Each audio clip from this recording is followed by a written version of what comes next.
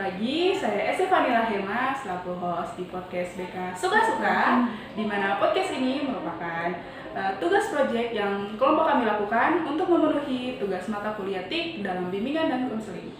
Baik, hari ini kami akan membahas tentang bullying, di mana bullying ini merupakan hal yang tidak bisa diremehkan keberadaannya, tapi masih saja seringkali terjadi di sekitar kita.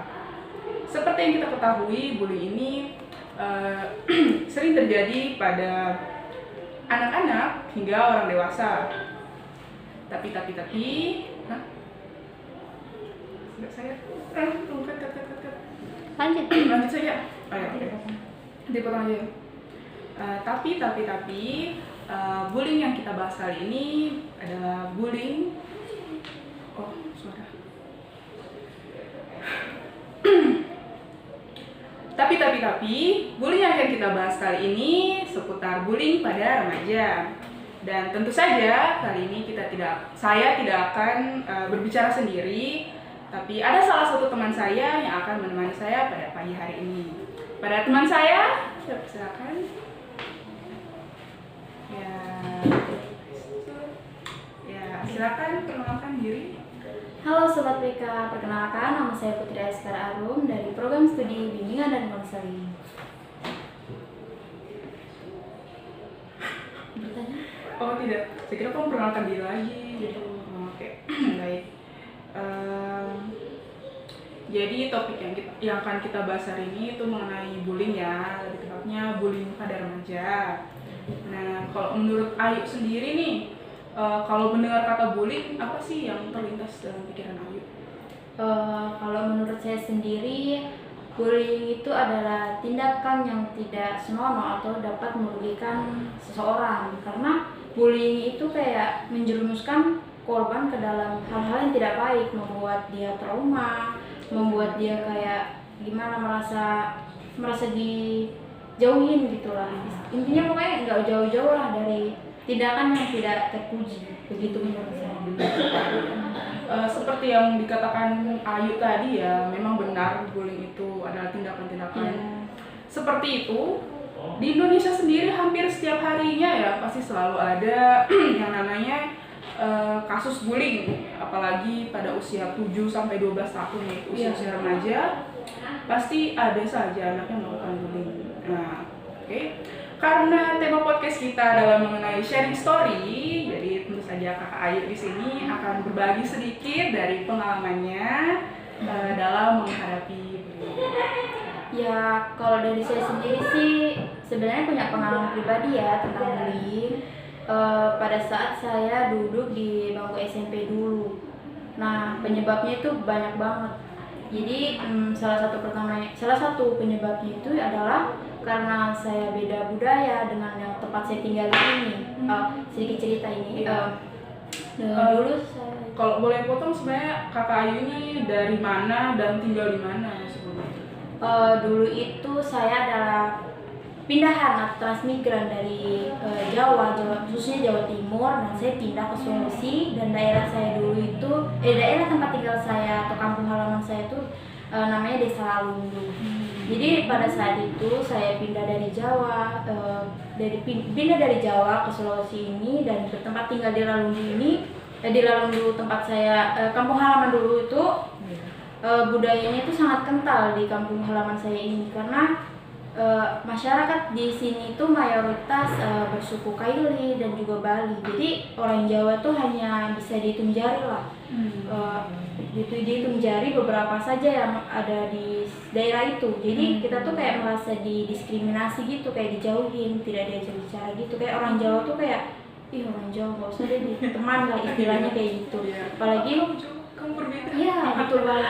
Apalagi merasakan ini bukan hanya saya, keluarga saya juga merasakan. Tapi lebih tepatnya saya juga sering sih merasakan. Apalagi di sekolah. Kalau di sekolah tuh lebih sering saya dijauhin gitu karena berbeda suku kan. Dan pada saat itu juga nama saya tuh agak berbeda dari mereka. Mereka mungkin asing kan di telinga gitu nama saya. Jadi mereka berpikir, ih kok kayak gini namanya. Jadi mereka bully gitu, kayak dihina-hina, diejek gitu. Dihinanya juga nggak sampai kayak buat jatuhin diri, enggak, cuma kayak kita dengarnya tuh risih aja gitu. Jadi karena itu juga membuat saya trauma dan banyak hal juga gara-gara itu. Dan juga dampak-dampak lain dari bully yang saya alami dulu adalah salah satunya waktu saya SMP dulu tuh kan saya termasuk siswa yang lumayan berprestasi, lumayan ya. Iya. Jadi pada saat itu saya sedang ujian atau melaksanakan mengerjakan tugas-tugas yang agak sulit dan saya sudah selesai duluan, pasti yang lain tuh ingin minta, tetapi saya nggak memberikan karena guru-guru tuh menegaskan tidak boleh kasih jawaban sama orang lain kan. Jadi pada saat itu saya tidak memberikan kepada siapapun dan mereka menganggap itu kalau saya itu pelit, ini sudah oke, istilahnya yang saya ingat itu kayak sudah beda suku, pelit lagi, nggak usah sekolah di sini. Nah kayak gitu kata-kata yang sering saya dapat. Jadi karena itu ya itulah dari pengalaman saya pribadi tentang bullying ya. Dan bullying yang saya alami ini termasuk bullying verbal nggak sih? Iya, bullying verbal karena kan dikata-katai, diolok-olok seperti itu. Tapi syukurnya nggak pernah dapat ini ya, bullying apa sih fisik gitu, nggak pernah ya. Kalau fisik nggak sampai sih, cuma hanya verbal aja. Soalnya di kampung saya itu rentan juga ada konflik sesama antar suku, meskipun kita diskriminasi tapi tidak pernah ada konflik sampai peperangan gitu, nggak pernah sih. Syukur sekali ya. Tapi sangat disayangkan ya anak-anak di sana ternyata memiliki sifat yang seperti itu, apalagi kepada orang-orang dengan apa istilahnya perbedaan. Iya, perbedaan. Iya. Kalau boleh tahu nih, karena kita ini orang-orang BK ya. Nah, jadi saya mau tahu nih, kalau untuk penanganan guru BK di sekolah Ayu mengenai tindakan-tindakan yang dilakukan teman Ayu, yang melukor Ayu atau membuli Ayu, itu ada nggak sih?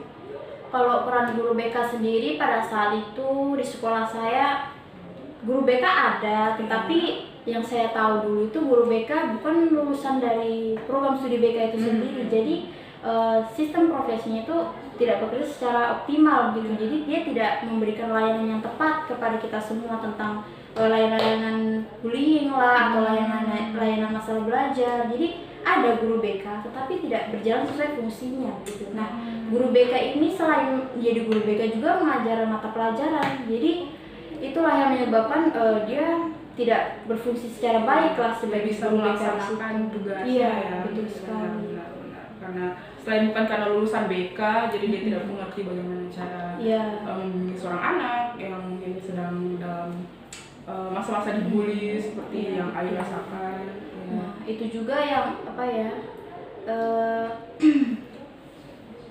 ya menjadi alasan saya lupa.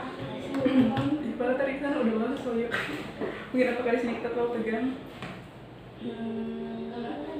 Nah, ini boleh kamu ngarep ke sana. Gue tau pandangan kamu kayak orang bawa awas. Saya tegang. Oke, 1, 2, lanjut. Oke, nah karena guru BK bekerja tidak secara optimal itu, jadi yang menyebabkan banyak juga masalah lain di dalam sekolah saya dulu itu. Jadi bukan hanya bullying sih, kasus-kasus kenakalan remaja, masalah-masalah belajar di remaja juga banyak sebenarnya. Dan itu dahulu itu tidak ditangani dengan baik. Jadi mungkin sebenarnya bukan hanya saya korban bullying di sekolah itu sih, tapi saya hanya menceritakan sedikit kan. Iya, benar. Iya, karena kita kan story sharing. Iya, benar.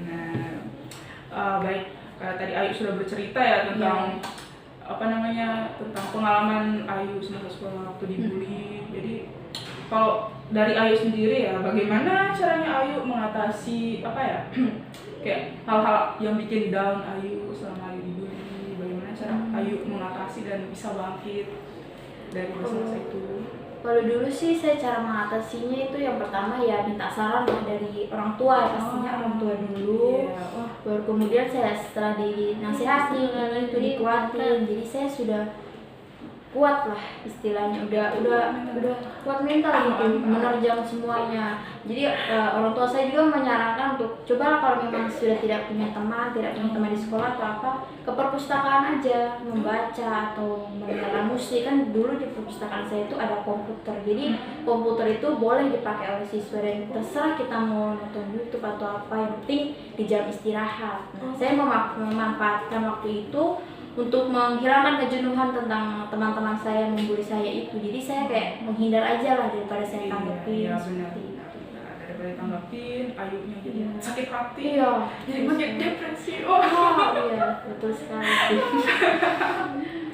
Dan iya, selain cara mengatasi tadi ya dengan meluangkan waktu sendiri dan melakukan hal-hal yang Ayu sukai. Iya. Kalau untuk motivasi Ayu sendiri untuk bangkit dari masa keterpurukan Ayu selama ini itu apa sih?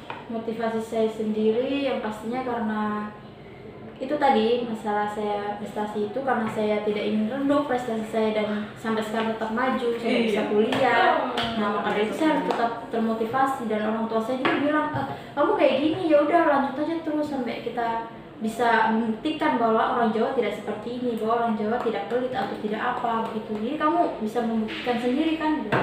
Iya bisa, pasti bisa, karena kamu juga lumayan pintar. Jadi teruslah maju, tidak perlu kita melihat ke belakang bagaimana orang-orang memperlakukan kita gitu. Jadi itulah sekarang sudah saya lihat sih, dari pengalaman saya itu saya sudah melihat bagaimana intinya itu kayak balasan dari Tuhan lah kepada mereka yang bully saya itu. Jadi udah kelihatan sekarang. Jadi siapa yang maju tetap bisa kuliah dengan biaya gratis, menurut saya sih gratis karena saya dibiayai oleh pemerintah. Jadi menurut saya bisa sukses sampai bisa kuliah begini karena usaha saya sendiri. Dan mereka rata-rata yang dulu bully saya itu tidak melanjutkan sekolah, dan sudah kebanyakan ada yang pengangguran, ada yang sudah menikah karena tidak mampu ekonomi, dan ada juga yang tidak tahu kemana, entah bagaimana kabarnya juga. Banyak sih yang seperti itu. Intinya yang dulu bully saya itu tidak majulah sampai saya sekarang ini. Jadi itulah jadi motivasi karena saya dulu berprestasi sih.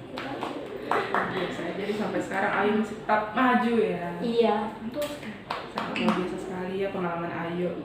Kalau begitu kata-kata penyemangat nih dari Ayu untuk orang-orang yang dibully di luar sana biar bisa menjadi seperti Ayu, yang bisa tetap maju dan tetap mengejar prestasi Ayu dan tujuan dari hidup Ayu. Saran saya atau pesan saya untuk orang-orang di luar sana yang mengalami hal sama seperti saya, apalagi kalian memiliki prestasi akademik yang baik atau lain-lain hal yang lebih baik lah dari orang lain. Ketika kalian dibully atau merasa diperlakukan tidak baik oleh orang lain atau teman kalian, tetap aja maju gitu. Usahakan ya harus ada kontrol orang tua ya, supaya kalian tidak terlalu memikirkan dan bisa menjadi stres. Jadi kalian harus tetap maju, pantang menyerah, dan rangkul diri kalian sendiri harus seperti apa, harus bagaimana, harus menjadi apa. Jadi itulah motivasi dari saya. Utamanya sih kalian harus mempunyai skill seni merangkul diri sendiri. Jadi kalian tuh harus mengerti dulu diri sendiri kayak apa. Jangan menyerah hanya karena dibully, tetap maju. Apalagi kalau kalian pintar atau berprestasi itu maju aja gitu. Ngapain ngurusin orang gitu. Wah, siap, luar biasa sekali Ayu. Iya. Oke, wah, motivasi yang sangat-sangat luar biasa ya menurut saya dari seorang Ayu ini. Keren. Ya.